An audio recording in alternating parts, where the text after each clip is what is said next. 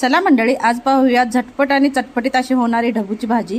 तर त्यासाठी इथं काय करायचं बघा, ढबू आहे ती आपण उभं टाकायची, असे मोठ्या मोठ्या जरा शेपमध्ये चिरून घ्यायचे आहे। सोबतच मी इथं कांदा देखील चिरून घेतला, टमाटर घेतलेला आहे चिरून। आणि आता मस्त आपण शेगडीवरती कढई ठेवायची, कडकडीत तेल गरम करायचं त्यामध्ये, आणि जिरे मोहरी मस्त छान तडतडू दिलं की त्यामध्ये कांदा जो आहे आणि टमाटर एकदमच घालायचा आणि थोडंसं आपण त्याला फ्राय करून घ्यायचं। नंतर त्यामध्येच आपण ढबू घालायचे। इथं कांदा आणि टमाटर जो आहे तो फार वेळ न भाजता त्यामध्येच मी इथं ढबू जे आहे ते ऍड केलेली आहे आणि जस्ट आपण त्याला झाकण लावून एक 5 ते 7 मिनिटं वाफवून घ्यायचं आहे। थोडंसं ढबूला जे आहे डाग पडायला सुरुवात झाली की त्यामध्ये धना जिरा पावडर, आपलं कोल्हापुरी तिखट, मीठ आणि थोडीशी हळद घालायची। सोबतच आपलं शेंगदाण्याचं कूट जे आहे भाजलेल्या ते पण इथं मी ऍड केलेलं आहे आणि जस्ट इथं आता 1-2 मिनिटं याला परतवून घ्यायचं आहे। तर तुम्ही पाहू शकता अशा पद्धतीनं आता देखील ही भाजी जी आहे ती खायला रेडी आहे।